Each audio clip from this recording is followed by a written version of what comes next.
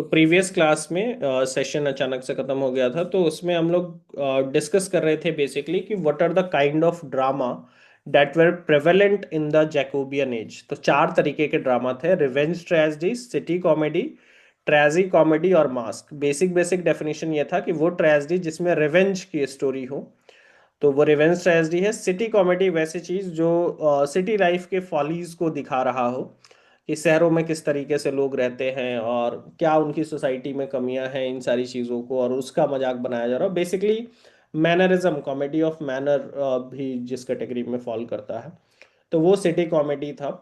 ट्रेजी comedy mixture of tragedy and comedy. और mask जो है वो है कि छोटे प्ले जो राजा के सामने या क्राउन के सामने परफॉर्म किए जाएं, उन उसको आप मास्क कहते हैं।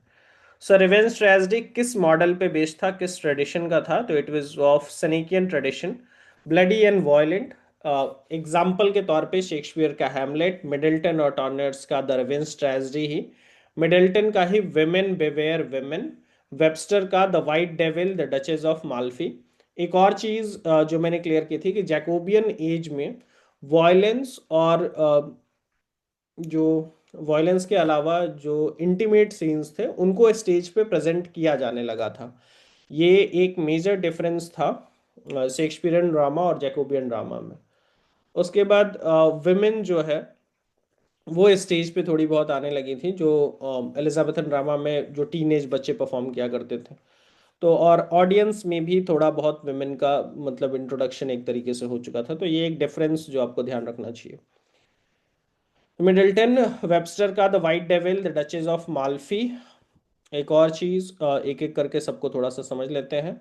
मिडल्टन एंड रिवेंज कॉमेडी में मिडल्टन एंड राउली का द चेंजलिंग, चेंजलिंग का ही वो सीन था जिसको हमने डिस्कस किया था प्रीवियस क्लास में। John Ford, it is pity she is a whore. City comedy में lower class London life, themes of adultery, unhappy marriages, debts, cuckoldry. Beaumont का एक वर्क है। मतलब सिटी कॉमेडी में जैसे मैंने आपको बताया कि शहर की जो फॉलीज हैं उस पे बात की जाती थी। और एडल्ट्री जैसे theme, adultery refers to extramarital affair, unhappy marriages, debts, cuckoldry. और तो इस तरह के जो थीम्स हैं वो सिटी कॉमेडी की कैटेगरी में फॉल करते हैं। ब्यूमेंट नाम के एक राइटर हैं, Francis Beaumont. The Knight of the Burning Pestle, ये इसका एक एग्जाम्पल है सिटी कॉमेडी का। और उसके अलावा जॉनसन का बार्थलोमे फेयर, और जॉनसन इज बेन जॉनसन ही। मिडिल्टन का a chaste maid in Cheapside, a mad world. ये सब भी मैचिंग में खूब पूछे जाते हैं, धूमधाम से ये सब आता है एग्जामिनेशन में। तो जॉनसन का बार्थलोम्यू फेयर, मिडिल्टन का a chaste maid in Cheapside, a mad world, ये सब सिटी कॉमेडी की कैटेगरी में फॉल करते हैं। कैटेगराइजेशन भी कई बार आपसे पूछा जा सकता है। ट्रेजी कॉमेडी क्या है? As I have earlier said, elements of both tragedy and comedy. Shakespeare के जितने भी रोमांसेस थे आमतौर पे वो प्रॉपर वो रोमांटिक कॉमेडी के साथ साथ ट्रेजी कॉमेडी भी है, मतलब ज्यादातर रोमांस। फ्लेचर का द फेथफुल सेफर्डिस, ब्यूमेंट एंड फ्लेचर का फ्लाइस्टर, लव लाइज अ प्लीडिंग। तो ये कुछ एग्जाम्पल्स हैं आपको ट्रेजी कॉमेडी के। इसके अलावा मास्क, मास्क जैसे मैंने आपको बताया कि performed in courts by amateur artist. Amateur refers to जो लोग शौकिया उस चीज को कर रहे हो, पैसे के लिए वो चीजें नहीं की जा रही हैं। एमेचर आर्टिस्ट और कोटियर्स ही कई बार उसमें परफॉर्म भी करते थे। Semi dramatic, part of festivities, included songs, dance, elaborate settings. तो ये मास्क में आप याद रखिएगा, छोटे होते थे इसमें सॉन्ग्स और डांस ज्यादातर, और elaborate setting earlier from peasants. और मतलब पर्पस ये था, एंटरटेनमेंट इसका पर्पस होता था, इसके जरिए कोई मोरल टीचिंग और ये सारी चीज़ें नहीं होती थी। बेन जॉनसन भी कुछ मास्क लिखा करते थे। और बेन जॉनसन से पहले, बेन जॉनसन के मास्क के एग्जाम्पल्स जरूर देख लीजिएगा, हम लोग बेन जॉनसन को डिटेल में भी पढ़ेंगे। और बेन जॉनसन के पहले जो जॉन लाइली हैं वो मास्क लिखा करते हैं, और बेन जॉनसन के बाद जो है वो जॉन मिल्टन ने भी कुछ मास्क लिखे हैं। तो ये चीज़ ध्यान रखना है। Now, one of the most celebrated writer after William Shakespeare, Ben Jonson, 1573 to 1637. A friend and younger contemporary of Shakespeare but different style. Were they rivals? ऐसा नहीं है, मतलब दोनों में कोई कंपटीशन नहीं था। क्योंकि जो राइटिंग टाइम पीरियड भले ही आपको दिखे कि 1564 में विलियम शेक्सपियर का बर्थ है और 73 में आपको बेन जॉनसन का बर्थ है, तो बहुत ज़्यादा अंतर नहीं है, 10 साल भी छोटे नहीं थे, बट स्टिल उनको राइवल्स कहना सही नहीं है, वो दोनों एक दूसरे के कॉम्पिटिटर्स नहीं थे। जॉनसन के स्टाइल इंटायरली डिफरेंट थी। और ज़्यादातर वर्क्स जो हैं, चूंकि जॉनसन काफ़ी लंबे समय तक जिंदा रहे, even after the death of Shakespeare 1616 में विलियम शेक्सपियर की डेथ होती है 1616, if I am not wrong. और 1616 ही ना, कोई करेक्ट करना चाहेगा? Ben Jonson 1564 to 1616। तो उसके 16 साल बाद भी, और 16 क्या, लगभग 20 साल 21 साल तक बेन जॉनसन जो है वो लिखते रहे। स्पेलिंग जो है वो ध्यान रखना है, ये JONSON है, ये उनकी अपनी इन्वेंशन थी, इसमें एच नहीं आता है, जो सैमुअल जॉनसन वाली स्पेलिंग है उसमें आता है। तो इनके नाम में JONSON है। इससे रिलेटेड अभी फिलहाल जो PYQ हुए थे, तो उसमें एक क्वेश्चन ऐसा आ गया था जिसमें जॉनसन की स्पेलिंग गलत लिखी हुई थी, तो उसको लेकर के थोड़ा सा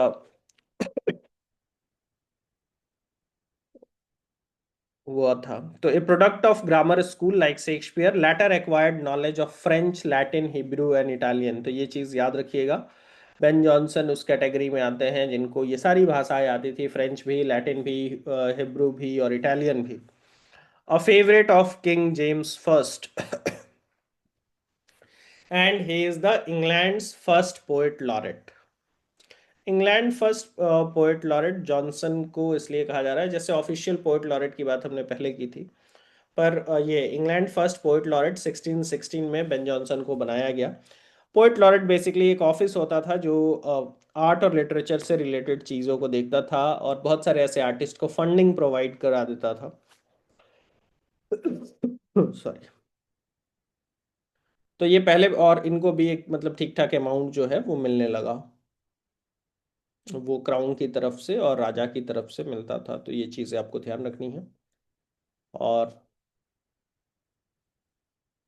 उसके बाद चार्ल्स टू के समय पे, इनके समय पे पोएट लॉरेट एक ऐसा पोस्ट नहीं था जो जिसमें मतलब ठीक है, और वो चीज़ें उनके पास भी पावर आते थे और वो काफ़ी चीज़ कर सकते थे, पर poet laureate as a office और एक रॉयल ऑफिस की तरह इस्टेब्लिश हुआ जब जॉन ड्राइडन पोएट लॉरेट बने चार्ल्स सेकंड के टाइम पे, मतलब जेम्स फन के बाद जो लोग आए, जैसे चार्ल्स सेकंड जब आया, तो उस टाइम पे जो पोएट लॉरेट की पोस्ट है वो ज़्यादा इंपॉर्टेंट हो गई। इनकी पर्सनल लाइफ को देखें तो decline of fortune, poverty, ill health, personal library burn in 1623 out of favour with the court, ridiculed for editing a folio of his works, a model for Shakespeare, posthumous first folio. इसके लिए इनका मजाक बनाया गया है। Folio मैंने आपको बताया ही कलेक्शन ही है, तो जैसे फर्स्ट फोलियो विलियम शेक्सपियर का आया था, तो इन्होंने भी अपना एक कलेक्शन जो है उसकी एडिटिंग करके उसको पब्लिश कराने की कोशिश की, जिसके लिए इनका मजाक उड़ाया गया। Elevated plays alongside poems. ऐसा नहीं है कि सिर्फ जो है वो प्लेज लिखते रहे या सिर्फ पोएम्स लिखे, मास्क भी लिखा, पोएम्स भी लिखा, प्लेज भी लिखा, सेम मेटिकुलस स्टैंडर्ड, और सब में जो है वो उसका लेवल आपको दिखता है। Unheard of them place considered vulgar production. ये चीज़ भी ध्यान रखिएगा, दिस पॉइंट इज इम्पॉर्टेंट। इनके कुछ प्लेस को, चूंकि उसमें वो कैटेगरी आती है ना कॉमेडी ऑफ मैनर्स वाली कैटेगरी, और कॉमेडी ऑफ ह्यूमर के लिए इनको जाना जाता है, तो कुछ एक प्लेज इनके ऐसे थे जैसे जिनको थोड़ा बहुत वल्गर माना गया और वल्गर प्रोडक्शन कहा गया। आउटलिव शेक्सपियर बाई 19 ईयर्स, जैसा मैं कह रहा था कि 1616 में शेक्सपियर की डेथ हो गई और ये 1637 तक जिंदा रहे, तो लगभग 20 साल, ये 20 से ज़्यादा भी, 19 साल ऐसे लिखा, 1618 में तब माना गया क्या, what it is.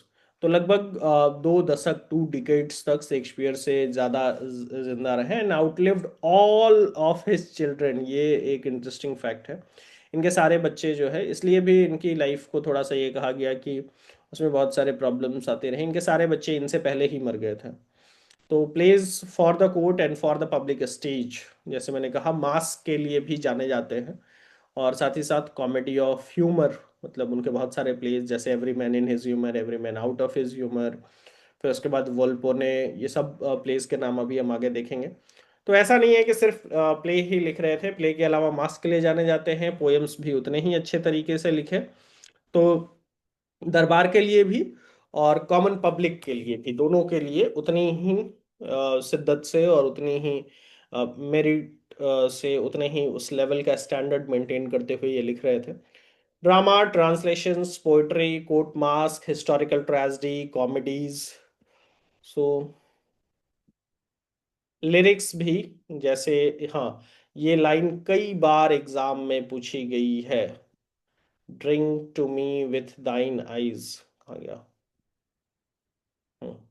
Lyrical poetry, drink to me only with thine eyes, ये आपको बेन जॉनसन का लिखा हुआ है, drink to me only with thine eyes. और this particular line has been asked several times in the examination. Sour temper, 1598, killed a fellow actor Gabriel Spencer in a duel, narrow escape from it, gallows. तो थोड़े short tempered थे, 1598 में अपने एक fellow actor को ही जान से मार दिया डुएल में। तो and days after the first performance of Every Man in His Humor, converts to Catholicism during his stint in jail। तो कैथोलिक हो गए थे आगे चल करके, हालांकि जिस टाइम पे ये थे, आपको पता ही है, एलिजाबेथ जो है वो प्रोटेस्टेंट नहीं थी, और प्रोटेस्टेंटिज्म जो है वो फ्लोरिश कर रहा था, तो प्रोटेस्टेंट ही थे शुरू में, बाद में जेल में फिर ये कैथोलिक हो गए। एपिटैफ जो लिखा गया है इनके, एपिटैफ में जो बेन जॉनसन की स्पेलिंग है, it's a very interesting fact. Epitaph उस चीज को कहते हैं जो टूम पे, जो चीज, जो इंस्क्रिप्शन लिखा होता है ना, उस पत्थर पे, उस स्टोन पे जो इंस्क्रिप्शन लिखा रहता है, उसको हम एपिटैफ कहते हैं। तो जो इनके टूम पे वो इंस्क्रिप्शन लिखा गया है, वो वहां लिखा हुआ है, और रेयर बेन जॉनसन, और वहां जो स्पेलिंग लिखी गई है उसमें एच है। तो भले ही इन्होंने खुद डिस्कवर किया कि जॉनसन JONSON लिखा जाए, पर इनकी जिनको जहां दफनाया गया वहां जो लिखा गया है, वहां लिखा गया है वो rare Ben Jonson, his original spelling. And he was also buried in the poets' corner, जहाँ चौसर बर्न हुए, चौसर को बरी किया गया था, और वेस्टमिंस्टर एबे, जिसको पोएट्स कॉर्नर कहते हैं। जॉनसन के कुछ important works, the case is Altered, 1597, और ये इंपॉर्टेंट वर्क है इनका। बिगेन एज एन एक्टर, बाद में ये प्ले राइट भी बन गए। फिर उसके बाद every man in his humour, 1598। ध्यान से अगर आप इनके वर्क्स को देखेंगे तो इनका करियर ही शुरू होता है जब शेक्सपियर अपने पीक टाइम पे थे। तो 1597 मतलब 16th सेंचुरी के एंड पे, इसलिए जो बात हम लोगों ने शुरू में की कि शेक्सपियर और बेन जॉनसन ये दोनों राइवल्स कभी भी नहीं कंसिडर किए जाएंगे, डिस्पाइट द फैक्ट दैट कि ये शेक्सपियर से सिर्फ 9 साल ही छोटे थे, पर they were not rivals, because when Shakespeare was at his peak he had just started his career, and he outlived Shakespeare by almost 2 decades। तो every man in his humour, every man out of his humour, in his humour 1598, out of his humour 1599। Theory of humour क्या है इनका, इन्होंने basically ये बात समझाने की कोशिश की कि हर आदमी, जैसे हम मानते हैं ना कि 5 तत्वों से मिलकर बना है, उसी तरीके से इन्होंने ये समझाने की कोशिश की कि आपके अंदर 4 तरह के लिक्विड्स हैं, और जिसको इन्होंने ह्यूमर का नाम दिया।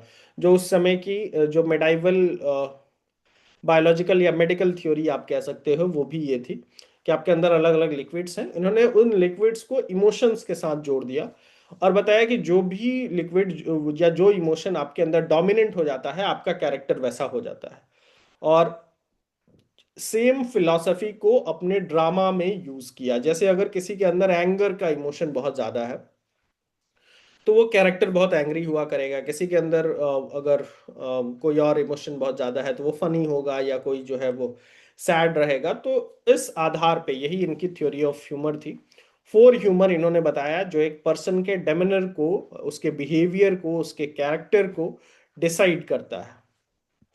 क्या थे ये फोर ह्यूमर, और क्या थे ये फोर?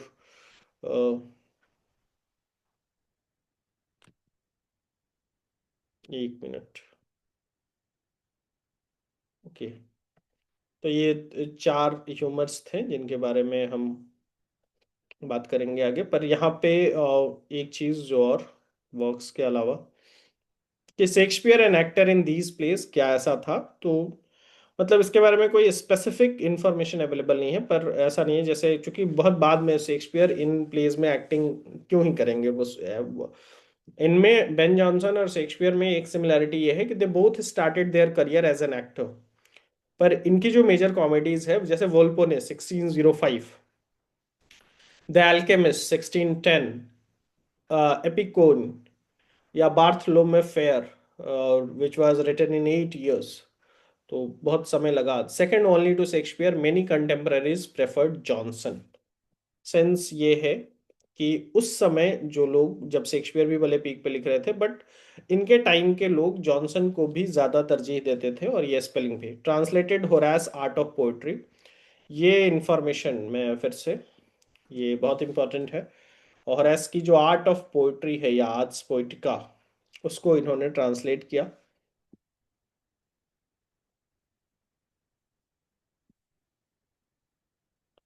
यस, जो चार ह्यूमर थे वो blood, yellow bile, black bile और फ्लेग्म, ये चार ह्यूमर्स थे जिन पे उनकी थ्योरी ऑफ ह्यूमर चलती है। ब्लड को उन्होंने जिस इमोशन से वो किया, वो शायद एंगर था, या फिर येलो बाइल, ब्लैक बाइल और फ्लेग्म, ये चार नाम याद रखिएगा। और उनसे अलग अलग इमोशंस को उन्होंने रिलेट किया था। तो translated Horace arts of poetry. फिर पोएटिस्टस 1601, satire ridiculing मार्टसन and decker his rivals. तो ये थॉमस डेकर का नाम और मार्टसन का नाम है, इनको लेकर के एक सटायर इन्होंने लिखा। The poetaster, the poetaster refers to the poet plus aster, मतलब अपने ही कंटेम्पररीज को क्रिटिसाइज करने के पॉइंट ऑफ व्यू से। किनको क्रिटिसाइज किया ये भी इंपॉर्टेंट है। तो थॉमस डेकर हैं और मार्टसन हैं। इनका translation Horace arts of poetry, factual information important. Associated with Nashe the Isle of Dogs, Isle of Dogs 1597। VCS ordered the closure of theaters, Johnson's imprisonment, जेल भी जाना पड़ा। और बहुत कुख्यात टाइप के थे, मैंने बताया है आपको, शॉर्ट टेम्पर्ड, अपने कंटेम्पररी एक्टर का मर्डर भी किया। और ठीक है, थिएटर जब क्लोज हो रहे थे 1611 में भी थिएटर क्लोज हुए, तो उसमें भी इनका भी रोल रहा। हालांकि ये खुद मतलब ऑथर हैं या प्ले राइट हैं, बट स्टिल तो काफी विसियस थे। मेजर चीफ कैरेक्टरिस्टिक्स इनके क्या क्या रहे उसको देख लेते हैं। So, contemporary London life and manners insightful than any other writer of his time. Characterization, master passion of each person. तो London life and manners insightful than any other writer of his time, मैंने बात की है कि इस time पे जो चार कैटेगरी चल रही थी, जिसमें सिटी लाइफ को बहुत ज़्यादा दिखाया जा रहा था, और इन्होंने जो कॉमेडी ऑफ ह्यूमर, उसमें ऐसा नहीं है कि ये सिर्फ कॉमेडी ऑफ ह्यूमर के राइटर हैं। जैसे अगर आप मैनरिज्म की बात करेंगे, कि जो सिविल सोसाइटी थी उस समय लंदन की, उसका जितना अच्छा प्रेजेंटेशन बेन जॉनसन के वर्क्स में मिलता है, उतना और किसी कंटेम्पररी राइटर के वर्क्स में देखने को नहीं मिलता है। तो कैरेक्टराइजेशन इनका बहुत शानदार हुआ करता था। जैसे वोल्पोने में जो भी कैरेक्टर्स आप देख लीजिए, भले ही वो मॉस्का का कैरेक्टर हो, वोल्पोने का जो खुद का कैरेक्टर है वो भी, या सीलिया का जो कैरेक्टर है, वोल्पोने तो इनकी मास्टरपीस है ही। तो जो कैरेक्टराइजेशन है वो आपको बहुत शानदार देखने को मिलता है इनके वर्क्स में। The real founder of comedy of manners, जैसे, हाँ, इसी बात का मैं जिक्र कर रहा था। बहुत सारे लोग इनको सिर्फ कॉमेडी ऑफ ह्यूमर के लिए जाने जाते हैं, पर ऐसा नहीं है। मतलब ये कॉमेडी ऑफ मैनर के लिए भी जाने जाएंगे, क्योंकि वही बात मैं फिर से रिपीट करूंगा कि लंदन लाइफ की, सिटी लाइफ, और के जिस तरीके के लोग उस समय, जो सोशल क्लास का जो मैनर्स था, उसका जितना अच्छा प्रेजेंटेशन इनके वर्क्स में मिलता है और किसी कंटेम्प्ररी के वर्क में नहीं मिलता है। इवन शेक्सपियर भी जो थे वो बहुत रियलिस्टिक मतलब उनके वर्क्स में नहीं देखने को मिलेगा आपको।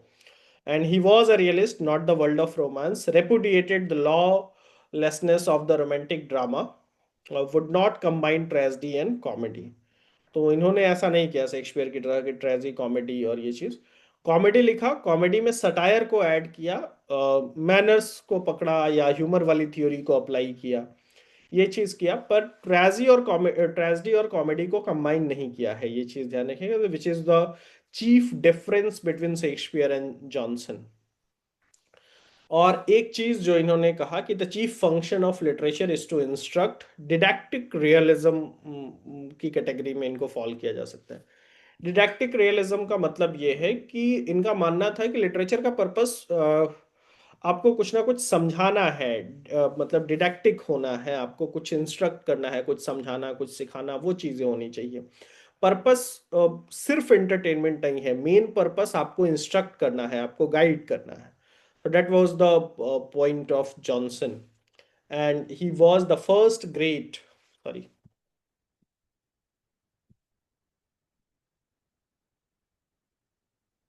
एक minute. He was the first great English new classic in revolt against the artistic principle of the contemporary। एक चीज ये भी, हालांकि न्यू क्लासिसिज्म की शुरुआत इनके बहुत बाद होगी, पर इनको आप मान सकते हैं कि उन राइटर्स की कैटेगरी में जिन्होंने क्लासिसिज्म को रिवाइव करने की कोशिश की, कम से कम शुरुआत तो की ही।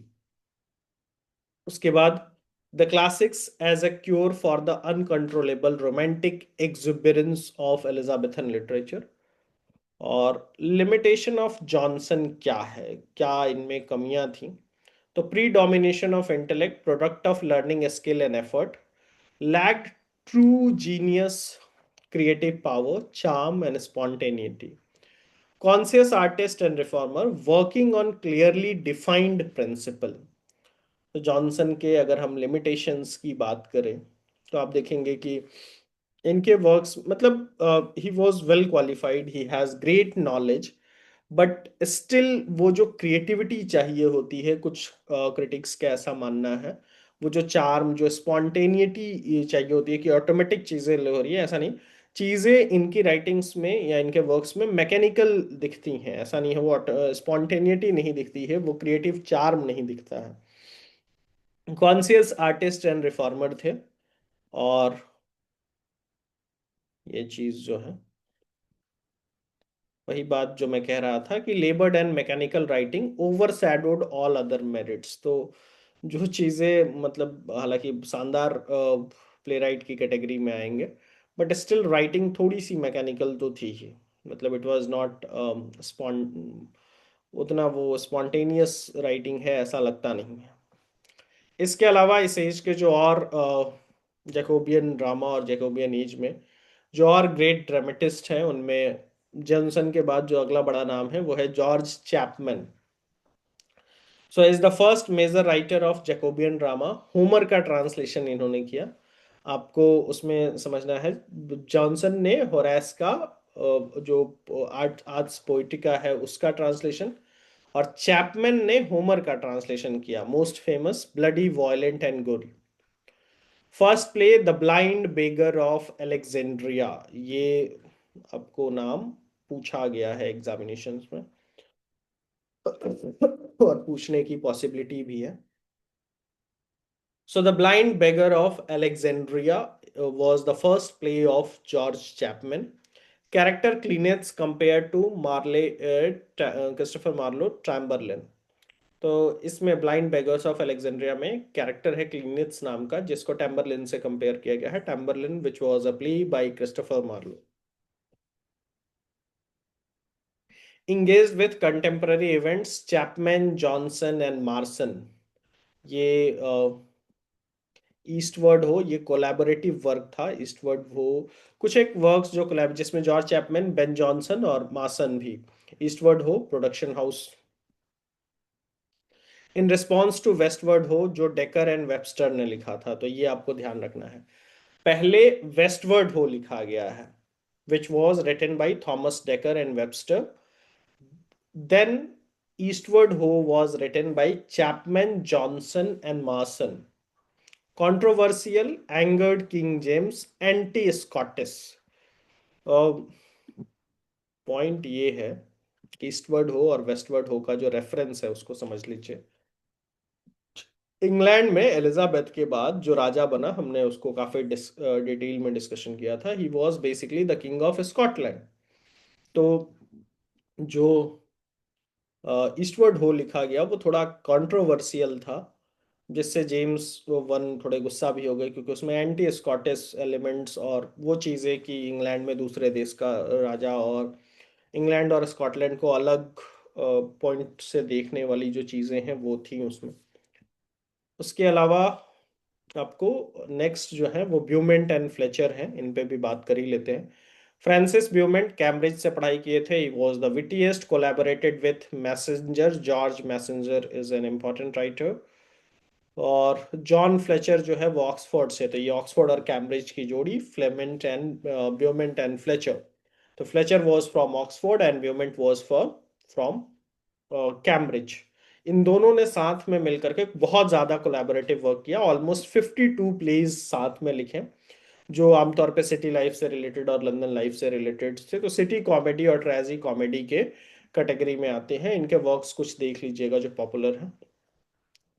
And another is Thomas Heywood. ये इनका नाम सिर्फ इसलिए जानिए कि इतने ज्यादा प्लेस उस सीरीज में किसी ने नहीं लिखे. 220 प्लेस, हैड ए हैंड और at least a main finger. Picture of London life, वही सिटी लाइफ और ट्रेजी comedy. A women killed with kindness, ये बहुत पॉपुलर प्ले है इनका. The four Prentiss of London, apology for actor, suggested that Thomas kid is the author of the Spanish tragedy, इन्होंने माना. फिर Thomas deco, the Dickens of the Elizabethan age, ये भी याद रखिएगा. डेकर को ये कहा जाता है कि he is the Dickens, Charles Dickens, वही विक्टोरियन एज वाले. तो थॉमस डेकर को एलिजाबेथन एज का डिकेंस कहा जाता है. मोस्टली, हालांकि ये ड्रामेटिस्ट है, mostly comedies, chaotic place, weak blank words का यूज इनके राइटिंग में आपको देखने को मिलेगा. तो डेकर पे बात हम लोग आगे, डेकर और कुछ एक और राइटर्स पे अगली क्लास में करेंगे और इसको कंक्लूड करेंगे. So that is all for today that we have.